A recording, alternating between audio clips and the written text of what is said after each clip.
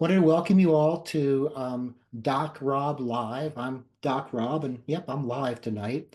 And we want this to be kind of casual and informal. And just want to start with some housekeeping information. And we have questions from email that we will use, but if you have questions, you can certainly put your questions into the chat, or when we get to the question part, because I'm going to start with a little bit of an educational piece.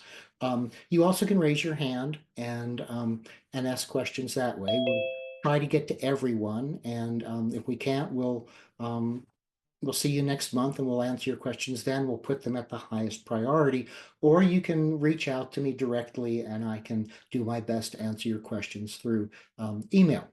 Um, and if you don't understand what I'm saying, rather than just letting it go by and maybe other people aren't also aren't understanding what I'm saying, I try to make things clear and understandable, but not always. It doesn't always work that way. Raise your hand and let us know that you ask that question about what you're not understanding so we can clarify that before we move on. And, as much as I'd like to help each and every individual person in kind of a doctor-patient way, I really can't because we're remote. I don't have a relationship with you or your pet. I don't have all the information about them. I'll do my best, but please consider this more to be education, educational information, education about health coaching, but not actually medical advice.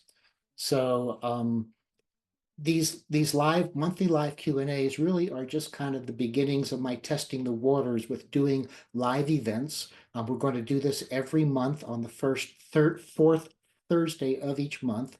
But I'm also planning on offering some classes, and I'm going to be doing a little bit of teachy stuff here at the beginning. So we'll kind of find out how well you like what I'm doing or not, because I want to make sure that whatever I'm teaching is something that is palatable to you as well. We're doing these sessions live, and all these things are free, by the way. We're going to do these sessions live, but they will be recorded and they'll be on our YouTube channel. But we're also going to post them on a menu item on one of the menu items, which says videos, right? It says videos, right, Haley, Yep. on our menu. Now, this is Haley Schultz. She basically manages everything. She's really the magician behind the curtain for me, and I have to thank her for all the great work that she does in graphic arts and everything like that. I've written a book recently published called There's a Mushroom for That. And there's many ways you can order this. You can get it directly through Amazon. And I'm going to be using the book as kind of a textbook in a way, a platform for which to discuss these many different conditions that we're going to be going over. We're going to be talking about digestive problems or digestive health. And each of these live things, I'm going to actually read a little section because in the book, for each of these different problems, we have allergies, arthritis, anxiety, digestive disorders, cancer, epilepsy, and wellness. I have a little story about a patient I've seen, so I'm going to read from that a little bit too, and gives a little bit of background. I think it's a good introductory way to kind of look at that. And then, if you do buy the book and you send us your Amazon receipt to questions@wellpethelp.com, we'll send you a discount coupon for 2 times for anything on our website. And questions@wellpethelp.com is also a way to reach me directly. I do my very best to answer everything, but I do get a lot of questions, and some of them are really hard to answer. So be patient with me. Certainly, emergencies I'm not the right place to go to. Um, but I do try to do my best with that. And today's topic, healthy digestion. And we're going to start out, because I like to start out by kind of giving an overview so we sort of have a baseline of established information about that particular condition. And, we want to look at, what are the factors that are involved with healthy digestive function? And then what are the solutions if there are problems to these factors? And that's basically what you guys are really looking for, is what are these solutions? It's possible that you're coming with healthy pets, but it's also possible that maybe your pets do have some problems, maybe digestive, maybe other issues as well. We prefer questions about digestion, but if you've got a burning desire to ask me a question that's not about digestion, well, throw it out there. Let's kind of see what we can do with it.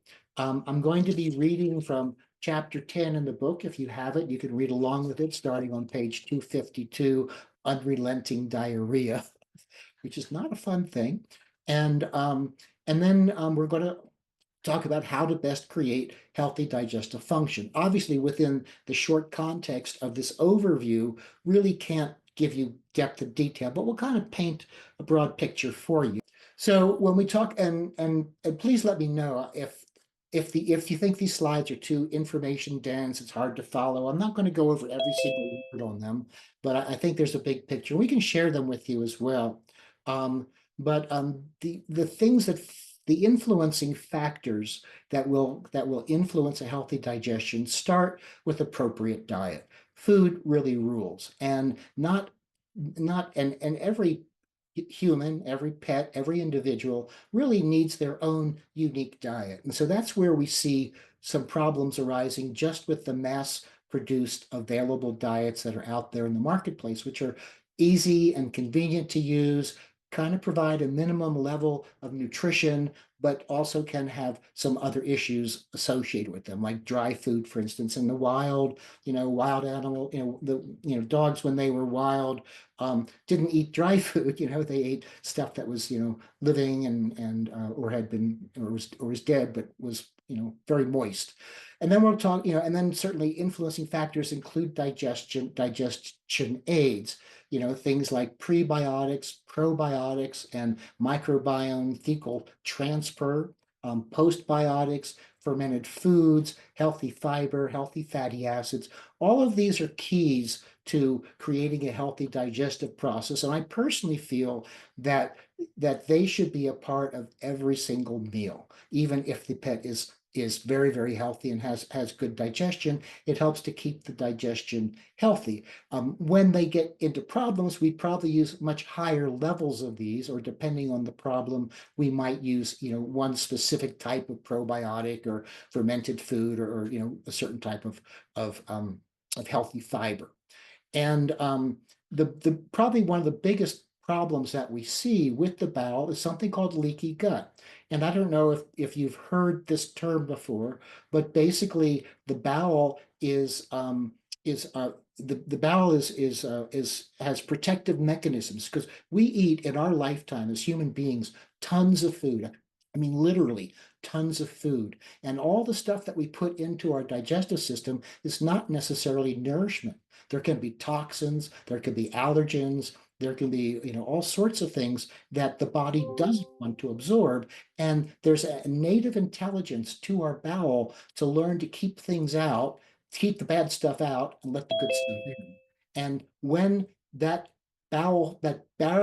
protective barrier function starts to fail, that's when we get what we call leaky gut. And that's when we get stuff coming into the systemic circulation. When you get antigens, which are things that create allergies, going into the systemic circulation, that's when you get these food allergies. And there's a lot of studies out there that show that by fixing leaky gut, we can actually get a handle on many kinds of allergies as well. So we're going to talk a little bit about that too in the slides that come. And natural solutions include food allergy testing, which can be a way to decide what the appropriate ingredients are in the diet that you would be looking at. We want to get ingredients that are compatible with a robust microbiome, because, for instance, when you eat foods that are high in carbohydrates, it creates a pro-inflammatory situation in the bowel, but it also changes the balance of bacteria, so you get more of the bad bugs versus the good bugs. So the ingredients in the food are also very important. I call this the nutrient profile. In other words, the ratio of protein to carbohydrates to fats to fiber. Digestive herbs are they're inexpensive, they're very safe to use, and they work really well. There's all kinds of fancy products out there, but go to your herbalist, your herb store, get some ginger, even ginger root that you get, at the supermarket, or the culinary herb ginger can be used to treat your animals' digestive upsets. Good for nausea, vomiting, and diarrhea. Licorice root is also really good for vomiting and for diarrhea. diarrhea, as is slippery elm. And cannabinoids, let's not forget about cannabis. It's known that many cannabinoids actually help to stabilize the bowel, depending on the dosage and depending on the animal's individual situation. And then mushrooms are kind of my wheelhouse these days, and mushrooms are amazing for the digestion when they're taken in the right amount. Many mushrooms are really high in fiber, which is great for the digestion and very rich. And many people eager to get started with mushrooms will start by feeding their animal or themselves quite a bit of them to start with. And we find that in dogs and in people that start off with larger amounts of mushrooms in their diet, many of them can just get diarrhea just from the large amount of fiber. So we need to introduce those in a friendly way. And the fiber in mushrooms and the beta glucans both improve the microbiome. And by improving the microbiome, we also help to reduce the possibility of leaky gut. So speaking of mushrooms, this guy here is cooking up a storm, isn't he? Um, so let's just give you a couple of snapshots here, and we'll get to the questions pretty soon. Just a couple of great quotes. Let food be thy medicine. Hippocrates, one of the oldest medical guys around. Mushrooms are the food of the gods. That's an ancient Greek saying. And all health comes from diet and the digestive system. And it really does. I mean, if you think about it, if we can change diet and change the digestive system, we can actually treat allergies as well. And who would think that allergies are related to diet and digestion? Now, I'm giving you a lot of positive statements about these things. Individual results may vary because some animals have, pretty messed up systems from genetics or from acquired traits. And so although it's certainly worthwhile to use these things, we may not get the same degree of success with every single animal that does it. And the digestive system has two primary functions. And basically, I already mentioned that the digestive system provides a barrier to protect the body from many things that are being ingested that aren't food. So it has this protection from the toxins, from antigens, and from pathogens. And of course, the other function, as is well known, is to break down food and absorbing it so we can continue to thrive and grow and stay healthy. And the problem with leaky gut, as I mentioned, it allows for toxins and antigens and pathogens to enter the body and cause problems, but it can be corrected. And the thing about leaky gut is it's an ongoing process because I think we all have leaky gut. If you drink a little alcohol, if you're under stress, if you eat some junk food, it's going to mess things up, And so I believe that the best approach to digestive health is really to assume that we all have leaky gut. And there's tests we can run as well, but I'm not sure we really need to spend that time and money. But I think addressing leaky gut with some very specific approaches is really the key to digestive health for many reasons. So this is a cool little snapshot. This is a microscopic slide, just to give you an idea, to kind of show you visually what leaky gut looks like. Here you can see it's kind of a moth-eaten structure here. Here, these are nice and plump, and they provide a nice barrier function as well. So as I'm mentioning, leaky gut syndrome, it's linked to many systemic and chronic diseases: inflammatory bowel disease, chronic bowel problems, asthma, rheumatoid arthritis, osteoarthritis, cancer, food allergies, kidney problems like glomerulonephritis, neurologic, behavior problems, autoimmune, skin disease. It goes on and on. You can read as well as I can quite a bit of things. This is why so many people say that the bowel is really the center of health in our systems. And the bowel defense mechanisms are multiple. We have hydrochloric acid in our stomach, which serves a purpose. And carnivores, like wolves, and dogs, although dogs like wolves mainly, and cats, they have a high amount of hydrochloric acid in their system. And the hydrochloric acid actually denatures many of the food pathogens that they may be ingesting. This is one reason why many people can feed raw food to their dogs and not have any problems, even if it's contaminated with salmonella and bacteria like that. If you've grown up on a farm or a ranch, especially cattle, and after you've had calving, look at some of the things that your dogs eat and they don't get sick from it. Dogs like to eat those afterbirths, after the calving happens. But we also have enzymes that will digest, help break down the food, but they could also break down toxins and antigens. And then we've got the process of peristalsis, which is the movement of food from the mouth to the anus, and it allows it to move through. And diarrhea can actually be a positive process. It's a way that the body is eliminating things that it doesn't want to have. Of course, if you've got a brand new expensive white carpet, it's not such a fun thing for you to happen then, but it is one of the healthy processes of the bowel. And then we've got the semi-permeable barrier of the intestines. We've got mucus. We've got antibodies that are sitting in the mucus to bind up pathogens and antigens and toxins before they go into the system. And then the cells themselves are really tight together, so nothing can get between them. And then, the immune system, 70% of the immune system is actually found in the bowel. So in many regards, the bowel is our immune system. And by having a healthy bowel, you can have a healthy immune system. And that's when we get to the microbiome, which is really the collection of, the hundreds and hundreds of microorganisms that are in the bowel, all working together to create a healthy organism, or working together to not create a healthy organism because there's an imbalance in the good versus the bad bugs. We'll be teaching a class on this. I hope people will want to come, but there is actually an approach to leaky gut, and we call it the 4 R's, kind of like the 3 R's: reading, writing, and arithmetic. And we have specific tools that we use to remove the toxins, the pathogens, and antigens. We have specific tools we use to repair this disrupted GI mucosa. We have specific tools we use to replace these digestive factors, and we want to re-inoculate with very healthy and strong and potent bowel flora.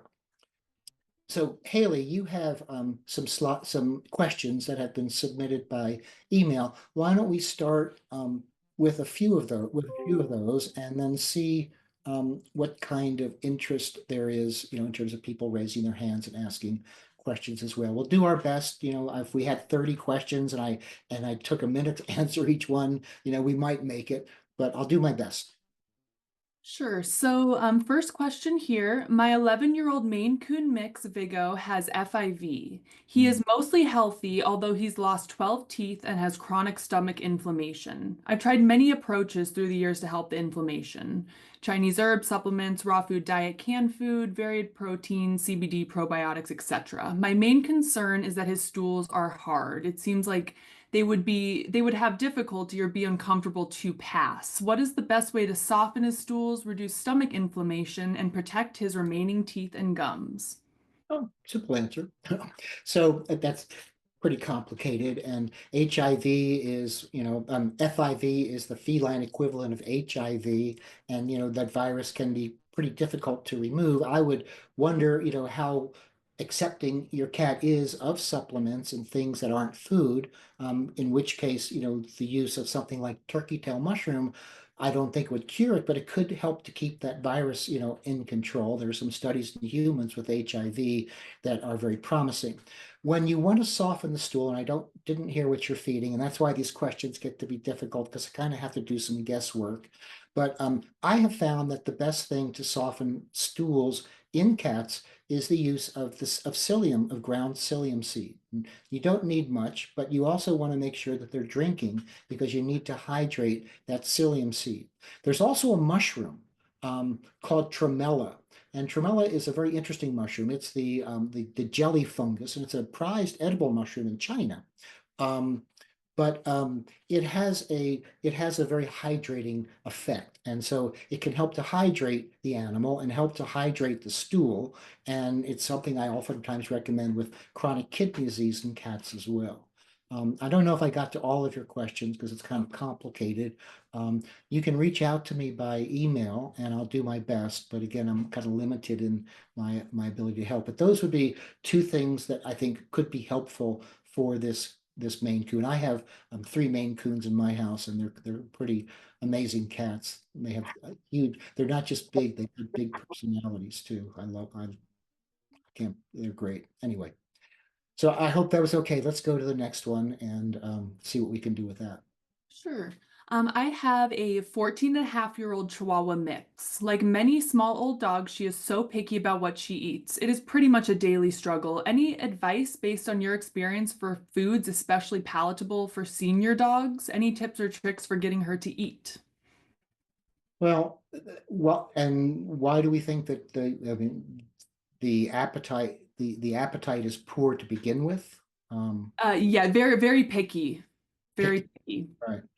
So, again, we don't know what you're feeding. I find that, a home prepared food, fresh food, either it's raw or kitchen cooked, oftentimes, is much tastier than if you're feeding a commercially manufactured food.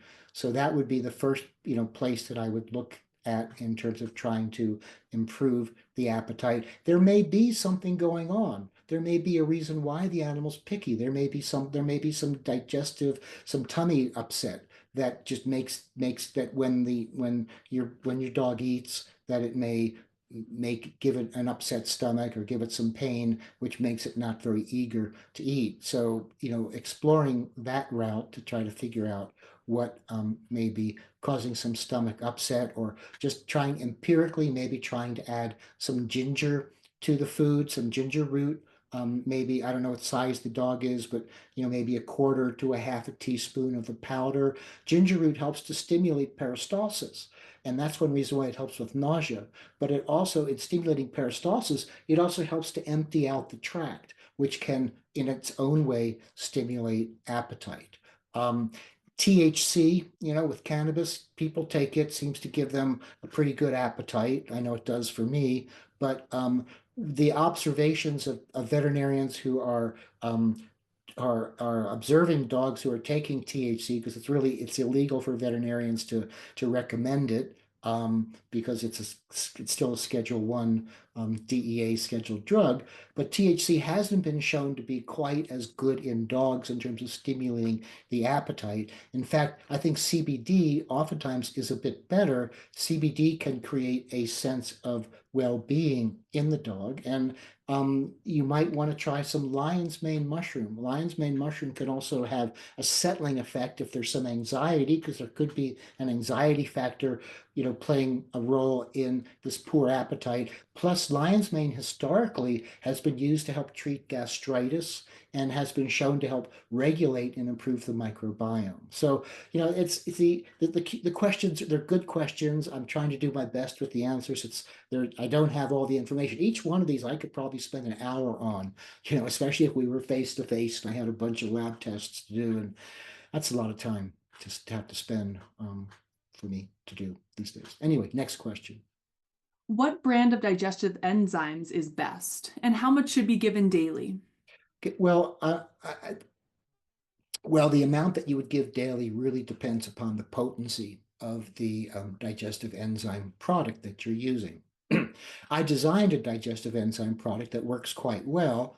I no longer work for that company. The company's RX Vitamins, and the digestive enzyme is called RX Zyme. And what I found in my studies was that the enzymes that are derived from fungi are the most potent at all. They work across many different temperature ranges and many different pH ranges in the system, because we have a variety of different temperatures and pH as we go through the system. So the fungal source digestive enzymes are really the best. So I'm not going, other than saying, we'll look at RX Zyme, which is good. And I think we sell it on the website, on our website, Well Pet Dispensary. You might want to check out the discount coupon and try it and see. It works really well. It also has some enzymes that help with dental health as well. But I would look at the label and see if it tells you where these enzymes are sourced. And digestive enzymes could be a really good digestive factor in terms of increasing digestive health. They're one of the tools we use with leaky gut. Um, so I'm glad you asked that question, because digestive enzymes, I think, can be a really important part of a digestive health program. All right. I have a young German Shepherd that burps frequently, even when he hasn't eaten. Is this normal? He is also very picky with his food. He did have diarrhea for many weeks when he was less than a year old and was treated with probiotics. Um, and one sec, sorry.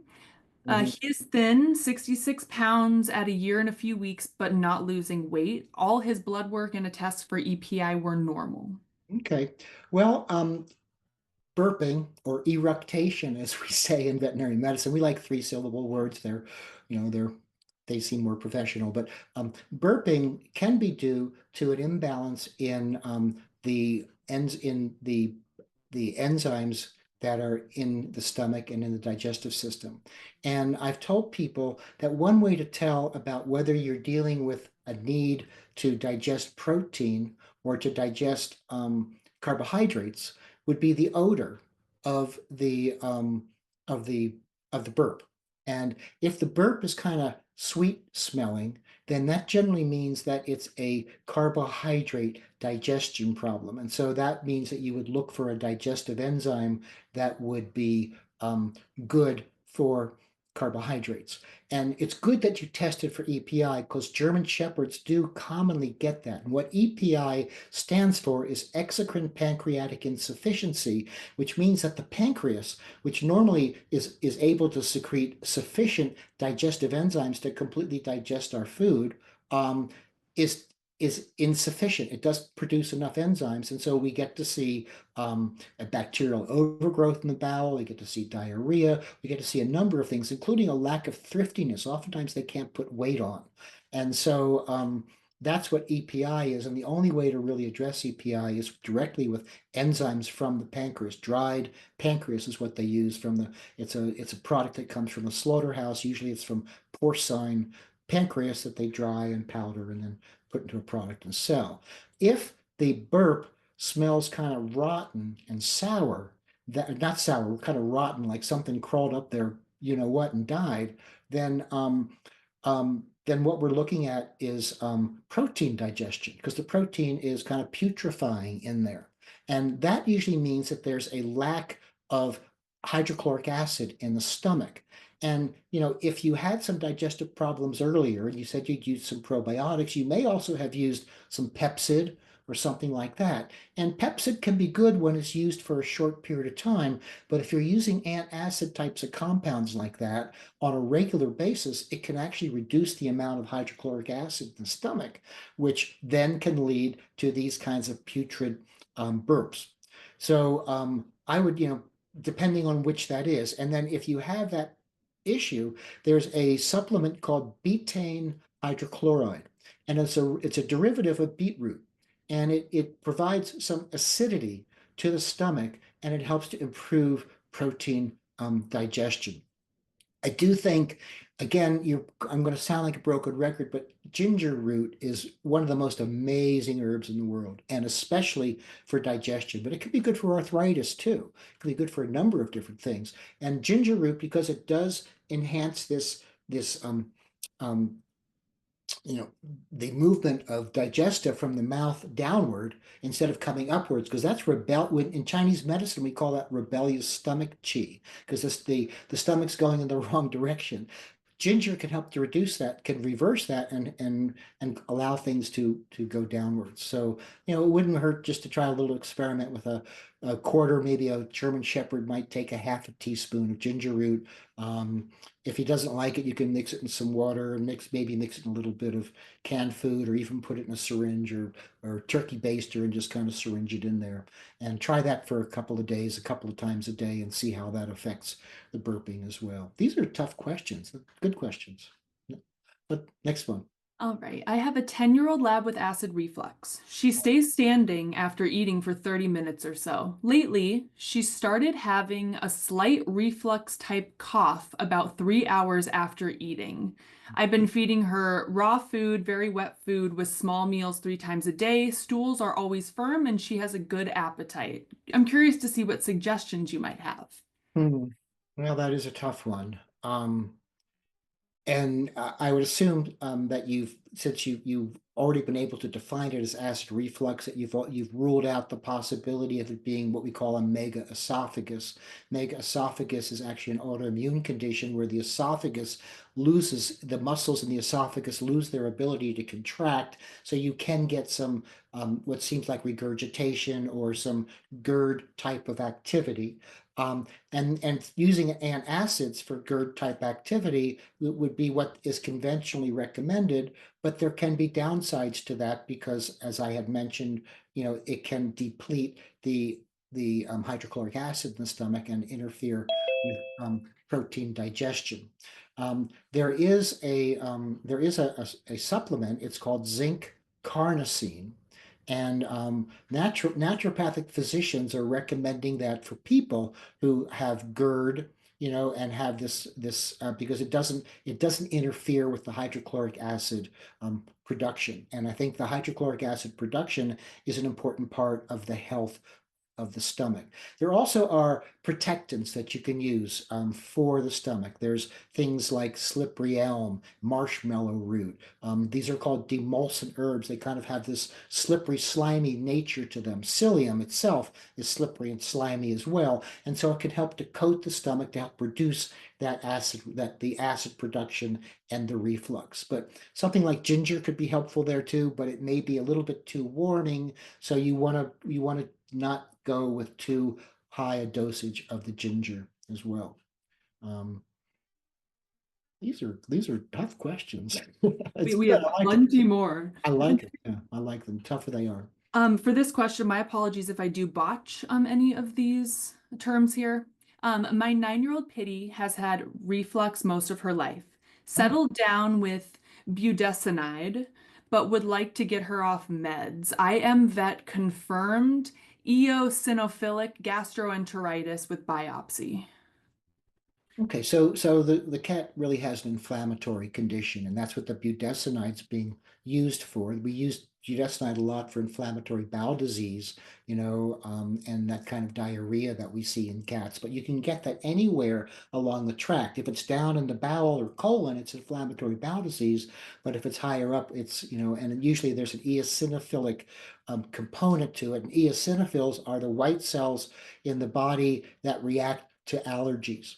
So it may be that doing a food sensitivity panel in this cat could define what foods it's sensitive or reacting to. And maybe if we change the diet, it wouldn't be quite so reactive.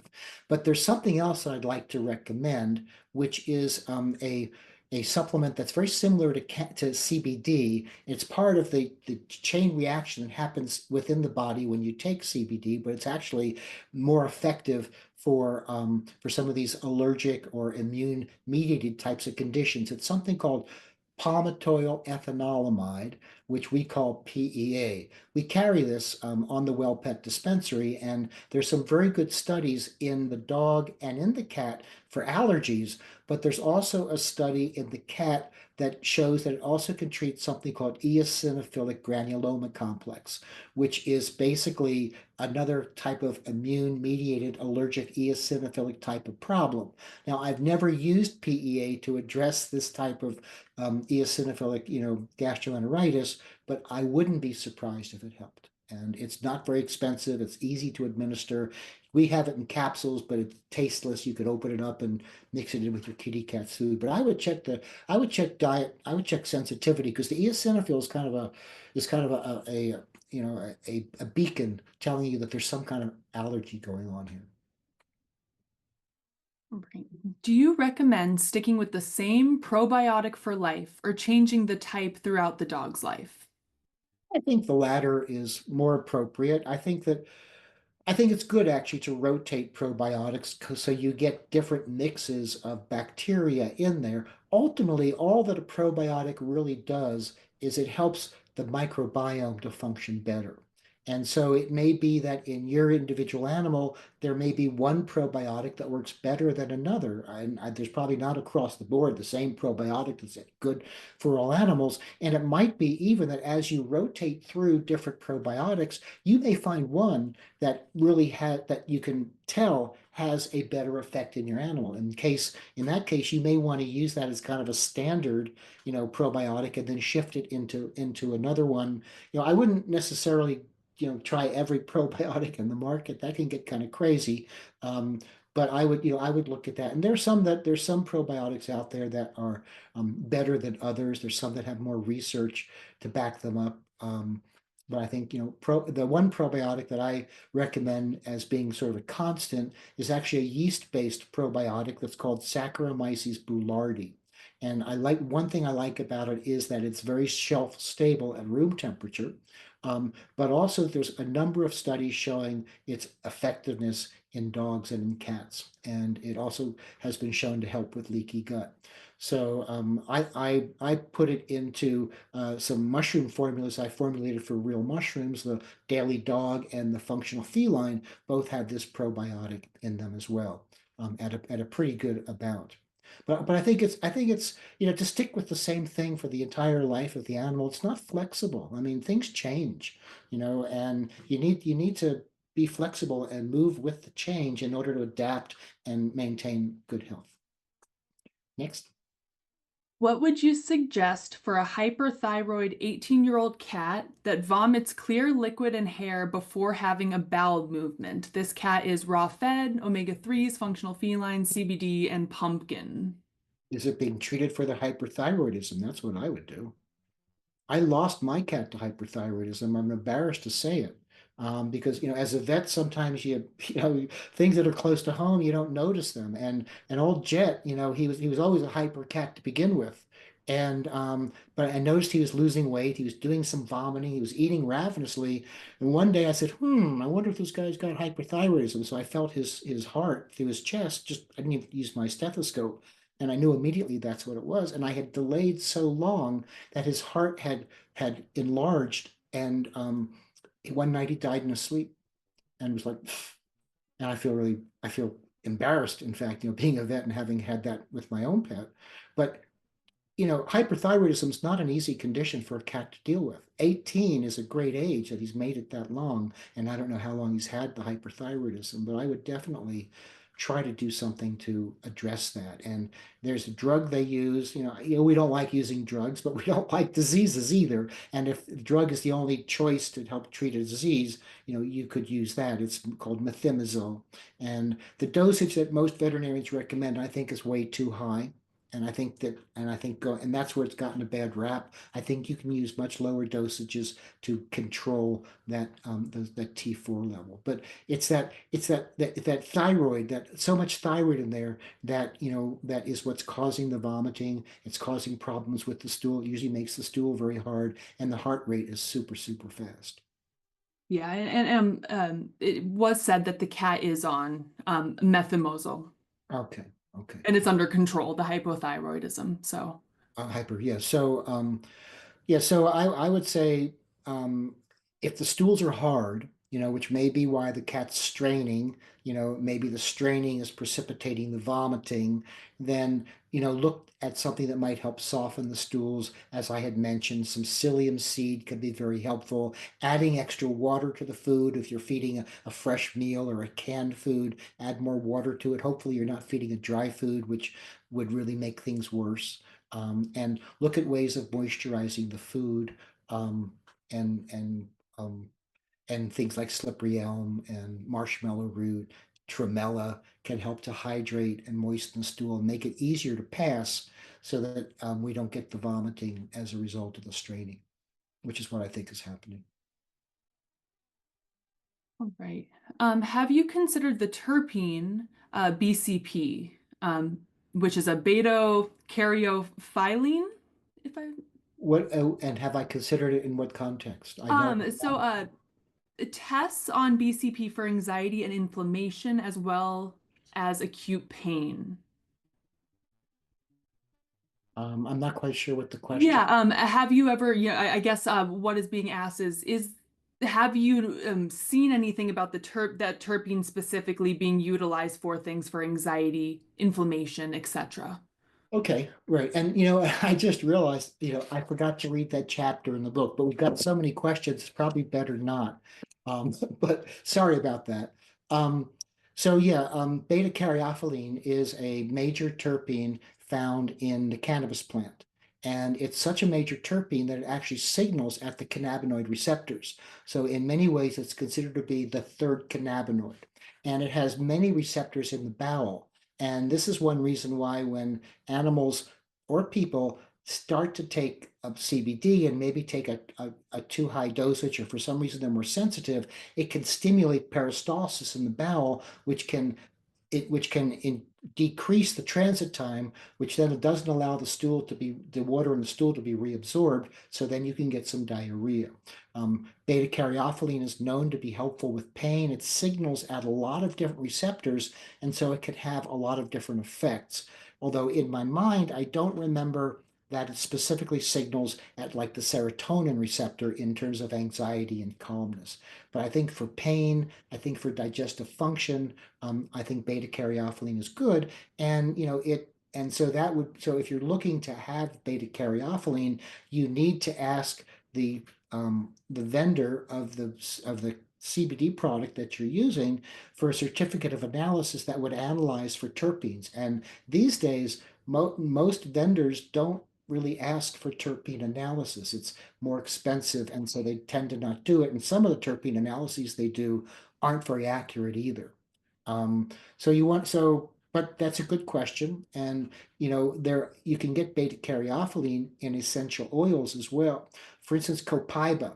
One reason why copaiba is so good for pain is because it contains a large amount of beta caryophyllene. And you can actually give copaiba orally, a drop in a little bit of liquid. Now, if it's a cat, I'd be a little more cautious about that. I didn't remember if there was a species cited in that question, or there was.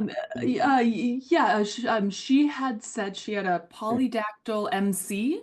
I'm thinking Maine Coon. Yeah, I guess that would be Maine Coon. Yeah. So, yeah, so I would maybe just use one drop in the water if a cat will even take that, or maybe it might not like it if it's rubbed on its gums, but it could be absorbed through the gums. There are other sources of beta caryophyllene as well. My book does go into deep. It's not just about mushrooms; it's also about cannabis, and I do talk about the terpenes in there, and I do talk about beta caryophyllene.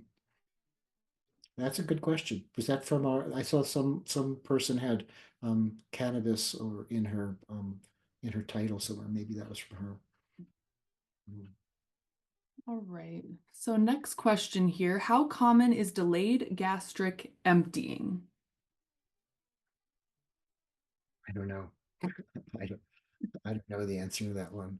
Um, but delayed gastric emptying is again something that you can get the stomach to move better using ginger root. So I don't know much about delayed gastric emptying, so I don't want to answer the question and act stupid about it or give you false information. But I will be looking it up after our meeting tonight. But ginger could be very, very helpful for that because of its influence on helping the stomach to empty. All right. My dog had soft stools much of his life, even with food and supplement changes. My vet associated with what she referred to as damp pulses. Can you comment on that? Your vet's an acupuncturist and was diagnosing the animal based on its pulses. And when we have damp pulses, it's a sign of damp. And so what she's saying is that the body isn't able to that the way the body's eliminating the damp is through the stool, which is why it's always moist. There are Chinese herbal formulas you can use, and there's a Chinese herb in particular called atractylodes, which actually works, which helps to the body to reclaim that water and to be less damp. It helps to correct dampness. There's a number of different formulas. Damp in Chinese medicine is considered to be a pathogenic factor. Just like heat can be a pathogenic factor, or cold can be a pathogenic factor. All right, so I think this might be one of our last questions here that we have. Okay. So, my cat, 10 years old, is suffering from an aggressive form of lymphoma, and chemotherapy has triggered long-term GI upset with stomach ulcer, melena, and alternates between constipation and diarrhea. Would you recommend the mushrooms lion's mane for her stomach ulcers, despite the fact that she is suffering from lymphoma and my oncologist thinks that we shouldn't overstimulate the immune system with immune boosting mushrooms? The cat is also on omeprazole, but it still hasn't solved her GI upset. She is also on an eighth a teaspoon of turkey tail and a 16th of reishi. Okay, and those aren't immune stimulants. So I don't mean to countermand what the oncologist said, but mushrooms don't really stimulate the immune system. What they do is they balance it and they improve its function. And so if it's overly stimulated, it can bring it down to balance. If it's understimulated, it can bring it up. I think lion's mane is a good choice there. And another good choice could be chaga. Both of those historically were used, and we have very little experience and very little research studies published or even anecdotal information about the use of mushrooms in animals. That's one of the things I'm very actively developing right now. But both chaga and lion's mane historically were used for gastritis, for upper GI stuff. So I think that they would be worthwhile using. And personally, I think using the mushrooms to help keep the cat into remission if now it's got the after effects of the chemo, is that it's in remission, but it's got these stomach ulcers. You didn't mention whether the cat's getting a drug called sucralfate or carafate, which basically helps to coat the stomach. It has aluminum in it, but the aluminum's been protected, so it doesn't go into the system, but it's a very good protectant for stomach ulcers. But I think the lion's mane's a great idea. I think the turkey tail's a great idea. I think the reishi's a good idea. Just make sure that you're really using a mushroom powder, because there are some companies out there that are not that are that say that they're selling mushrooms, but they're really selling powdered grain and mycelium, and it's not very strong and it's not a mushroom. So look for real mushrooms because that's what they say. They really make real mushrooms. Oh, you're muted, Haley. How'd that happen? My apologies. We do have another question here. Okay. You've mentioned things that can soften the stool. On the other side, is there anything that can firm up chronically soft stool since a surgery on his toe 4 months ago?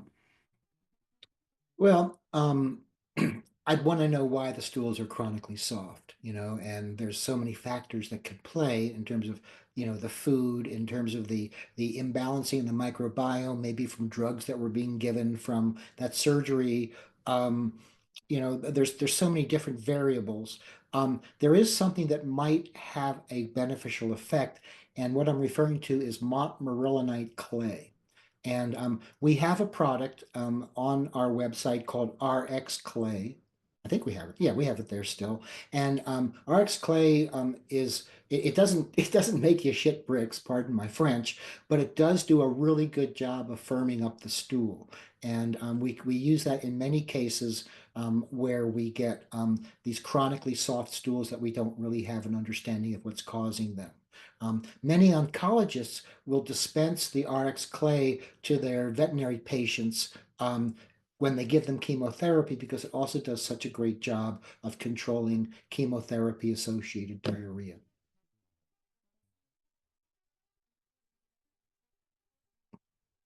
Yeah, So that's all we were have. those all the questions that were emailed in, or did that include the questions that are in the comments as well? Yep, we have all of them, all in the comments and the ones that were emailed in. Great, great. So does anybody, and we still have everybody. Wow, great. Um, so we can open it up for conversation or discussion. We got a little bit of time left, and I don't really need to have a hard stop, at the top of the hour. If we'd like to have a conversation, just talk instead of just having me be the talking head here, we certainly can open up to have a conversation now if you'd like. Yeah, there is one that just came through the chat here. What would be the dosage you recommend for chaga and lion's mane? This is actually in response to the cat that we were discussing before, who was taking the turkey tail and the reishi. So Okay. in conjunction with the turkey tail and the Cool. reishi. Um, Generally, with the real mushrooms powders, I recommend about an eighth of a teaspoon per cat as kind of a starting amount. If you can get more in there without the cat not liking it, um, then you can certainly give it more. They're very safe to give at any speed. Um, but the but that's what I would do. I would start with an eighth of a teaspoon. And because you're giving the reishi and because you're giving the turkey tail, I those are both kind of bitter herbs. And that's why I made that comment about make sure that it's really mushroom powder that you're giving, because the grain and mycelium powder for the reishi or for the turkey tail are very bland tasting and could be very acceptable by a cat. But the reishi normally when it's real reishi is very bitter, and the bitterness is part of its potency. So just kind of, I'm just saying, you know.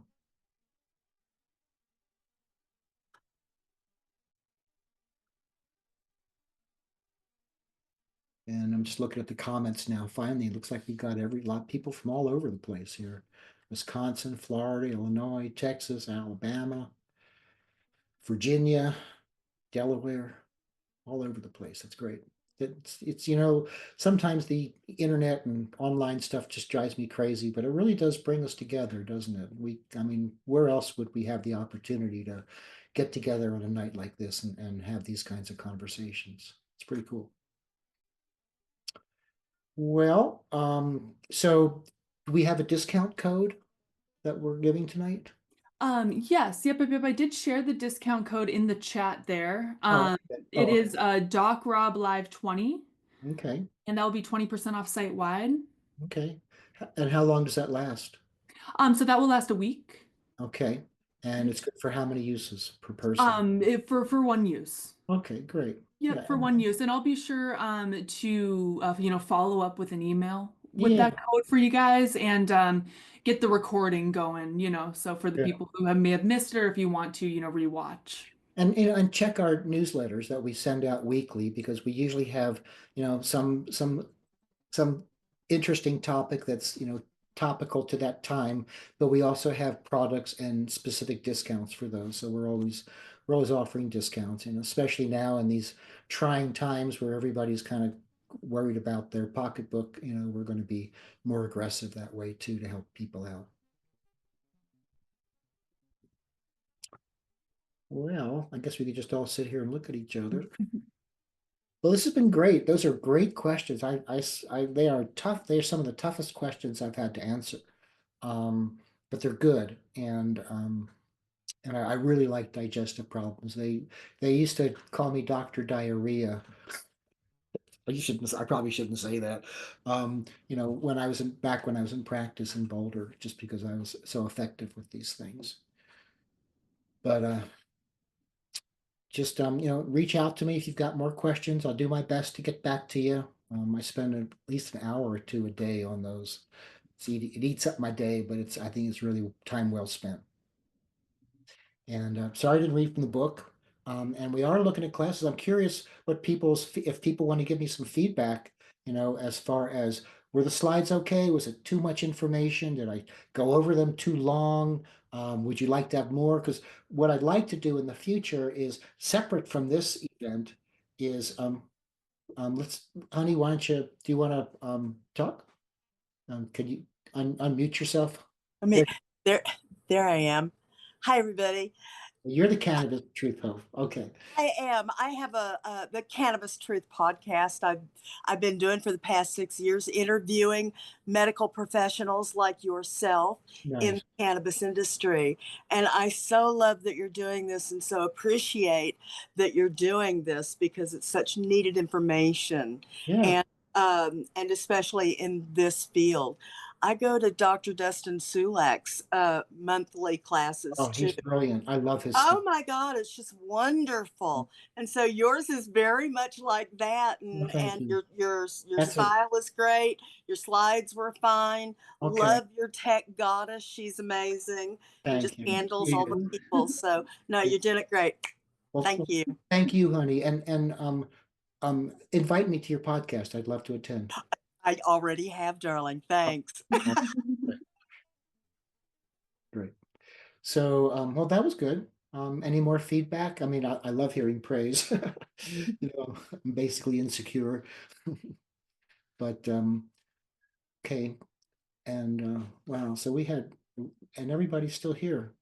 So so I can read from that chapter now. Yeah, okay. Well, here we go. Digestive disorders, the diarrhea that just won't stop, and the house is a mess. Tawny's unrelenting diarrhea. Mrs. Shoemaker entered my exam room with Tawny, her spayed female, 6-year-old Wisla. This breed of dog is beautifully muscled and athletic looking, but they are also very high strung, and many of their problems stem from that. Tawny had been seen by the specialist at the veterinary teaching hospital up north for her chronic diarrhea, and Mrs. Shoemaker had followed everything exactly according to the specialist recommendations, including feeding an expensive prescription special diet. Nothing had worked. None of the drugs had stopped the dog from pooping wet loads consistently and constantly with straining.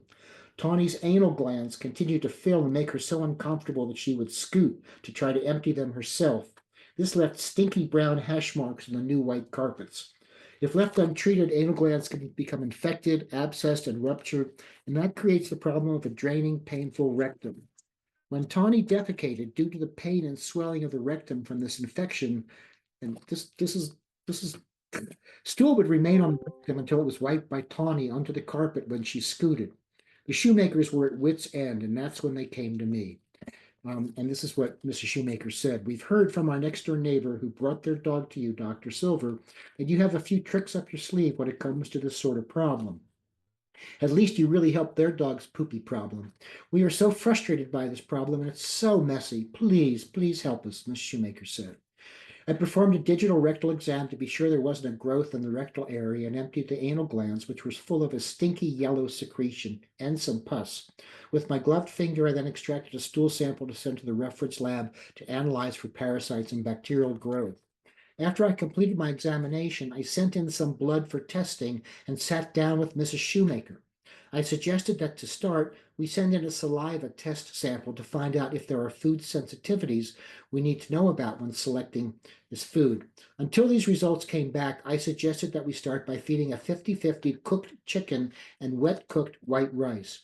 I found that most dogs are not allergic to this combination. It is very well tolerated by most dogs, and the white rice often will help to control the diarrhea. I suggest cooking the white rice with 1 cup of rice to 2 cups of water. This will make the rice very soft and easy to digest.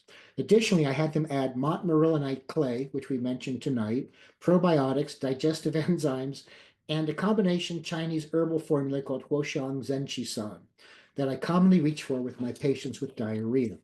I had them start a CBD CBG tincture for both mental calmness, because this cannabinoid blend can help calm the gut. Mushrooms contain several types of non-digestible fiber that help support a healthy gut microbiome and at the same time benefit the immune system. We used a lion's mane 1-to-1 mushroom extract from a Canadian company, Real Mushrooms, for its fiber and calming effect on the digestive system. The 1-to-1 extract contains all the fiber from the fresh mushroom, as well as all the other immune and digestive supporting active ingredients. Mrs. Shoemaker called at the end of the next day to say the stools were almost looking normal. She was happy. I agreed to review the NutraScan test results when they returned. That was the saliva test. From these results, we better learned which ingredients to include in Tawny's meals and which ingredients to avoid. I have a lot of experience treating digestive problems in pets, and I found that sometimes just one new ingredient in a diet can throw off the entire digestion. This is why I take a thorough diet history as well as run tests of the dog's reactions to foods, like the NutriScan saliva test that looks for food intolerances and sensitivities. This helps guide the pet parent in the selection of diets and ingredients that are better tolerated. I've had a lot of positive results using this testing method to adjust pet diets to create a healthier digestive process. Restoring healthy function to your pet's digestive system is not always that easy. It would be great if you could just change one ingredient and everything would go back to normal. Unfortunately, it can be much more complicated than that with many other factors than diet playing important roles in creating and maintaining your pet's chronic diarrhea. In this case, a few of the ingredients in the food she was feeding Tawny were high on the list of sensitive foods. This was the prescription diet that was suggested by the specialist at CSU. When we switched to just rice and chicken, which were not foods that were on the list of foods to avoid, the stools improved. Maybe more so because she didn't get any of the offending ingredients as much as the value of the rice and of course the chicken. Honestly, we got lucky that it was relatively easy to learn what dietary factors were contributing to the diarrhea. When I'm seeing a patient with acute or chronic diarrhea, I nearly always start by suggesting cooked chicken and white rice because it's so universally acceptable and palatable to most dogs. It is bland and generally not inflammatory. I found that it settles the stomach, especially when prepared with ginger root. White rice, especially when wet cooked, is one of the best foods to firm up stools I've used in my 40 years of practice.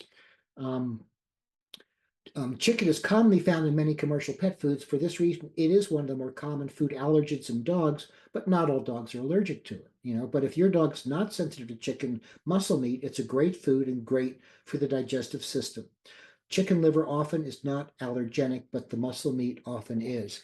And if your dog is allergic to chicken, then my suggestion is to use something like a lean beef, a lean ground beef. Beef oftentimes is very well accepted, and because most foods not as many foods have beef in them these days. Not as many dogs are allergic to it. And it's not so much that there's something wrong with chicken, it's that if you expose an animal enough to the same thing and it has the tendency to allergies, it will become allergic to that. When we create a food allergy diet, we're worried that the ingredients we're using that they're not allergic to, if we feed it long enough, they will become allergic to. And so what we do, that's when we talk about rotating ingredients or rotating diets. And the big question is, how long does it take for those ingredients that they're not sensitive to, for them to become sensitive to? And with some dogs, it's quick, maybe 3 months. With other dogs, it might be a year. And so you never really know. And so we oftentimes call the first ingredient that we use in what we call this is an elimination diet. In other words, eliminating the sensitive ingredients. We often call the first ingredient we use kind of the sacrifice ingredient because we don't know how long it's going to take them to become sensitive to it. So we use that to determine what that length of time is. And then when you use the other ingredients that are not sensitive to, you can change and rotate before that time period that your dog is going to become sensitive to. And that's where the advantage of this NutriScan test is. And I don't carry it. You have to order it online directly, but I could help you interpret it. And what's good about it is they do sensitivity to 24 ingredients. And that doesn't seem like a lot because there's a lot of ingredients out there in pet foods, but they also give you what are all the cross-reacting foods to it.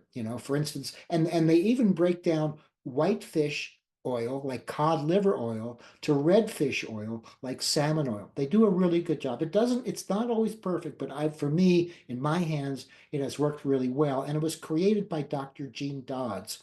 And I don't know how many of you have heard of her, but she's made remarkable contributions. She's in her 80s now, and she has, when she was a researcher in Canada, she was the person who discovered von Willebrand's and the Doberman, and she's just been forever contributing to the veterinary profession. I love her, and this test is great that she does. So that's the chapter. That's my writing, and I think for me at least, it's time for me to have some dinner. I'll probably have white rice and chicken tonight. No, joking. I think tonight it's sushi. So thank you all for attending, and reach out, and we'll see you next month. And this is just the beginning of the real of what we're going to be doing. I'm just kind of testing the waters to figure out, what's going to be good stuff to do. And thank you, honey. Good night, all. Have a great night. Thanks, guys.